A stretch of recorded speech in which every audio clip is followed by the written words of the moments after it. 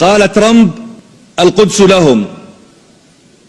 وقال الله عز وجل: فإذا جاء وعد الآخرة ليدخلوا المسجد كما دخلوه أول مرة ليسوءوا وجوهكم وليدخلوا المسجد كما دخلوه أول مرة وليتبروا ما علوا تتبيرا. قال ترامب: لقد عمل فريقي ليلا ونهارا لإنجاز هذه المهمة. وقال النبي صلى الله عليه وسلم: لا تزال طائفة من أمتي ظاهرين على الحق لا يضرهم من عاداهم. قيل: أين هم يا رسول الله؟ قال: في بيت المقدس وأكناف بيت المقدس. قال ترامب: إن شعوب المنطقة نعمل لمصلحتها ولا بد أن تقبل بما عملنا. وقال النبي عليه الصلاة والسلام: لو لم يبق من الدنيا إلا يوم لطول الله ذلك اليوم حتى يقاتل آخر هذه الأمة الدجال. قيل: أين هم يا رسول الله؟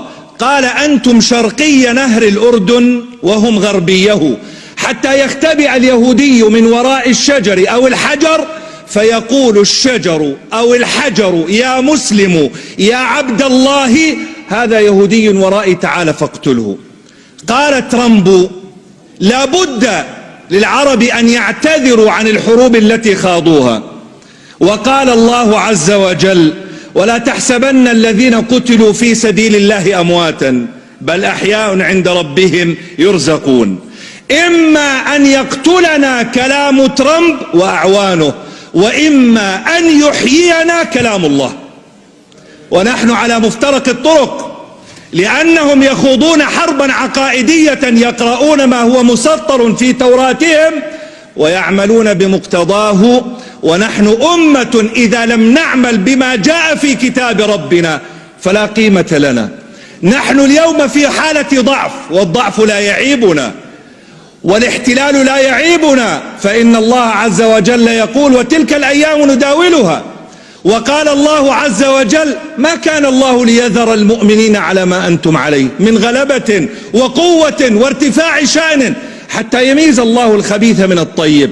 فإن كان هنالك من كلمة نقولها فأنا أقول لك: شكرا ترامب، لقد كشفت الحقائق ووضعت كل واحد أمام شخصيته وقلبه وفؤاده. إن القدس ليست حربا ولكنها مشروع أمة. القدس ليست حربا ولكنها مشروع أمة نحتاج فيه إلى أمران. الأمر الأول: ألا نقنط، ألا نهزم. لئن غلبنا على الأرض فما ينبغي أن نغلب على عقيدتنا. فقد مر في تاريخنا أن التتر دخلوا إلى بغداد فأسروا خليفة المسلمين ووضعوه في شوال من شيد وألقوه في النهر ليموت حريقا غريقا أعمى. وكان خطباء الجمعة يقولون: لتفتحن القسطنطينية ونعم الجيش جيشها ونعم الأمير أميرها. وكان صوت الهمس وقتها يقول: انظروا ماذا يقولون. وصدق الله وكذب التتر، ونحن اليوم نقول: صدق الله وكذب ترامب وأعوانه. والأمر الثاني: أننا نحتاج إلى إعداد مشروع لا إعداد حرب. فنحن ضعفاء والضعف لا يعيبنا، ولكننا نحتاج أن نجعل مشروعا لأبنائنا نقولها لهم ولو كلمة: فلسطين عربية من بحرها إلى نهرها ومن شمالها إلى جنوبها. وبالعامية: لن يضيع دين وراءه مطالب. فلسطين عربية من بحرها إلى نهرها ومن شمالها إلى جنوبها. فلسطين عربية، فلسطين عربية، فلسطين عربية، فلسطين عربية، فلسطين عربية.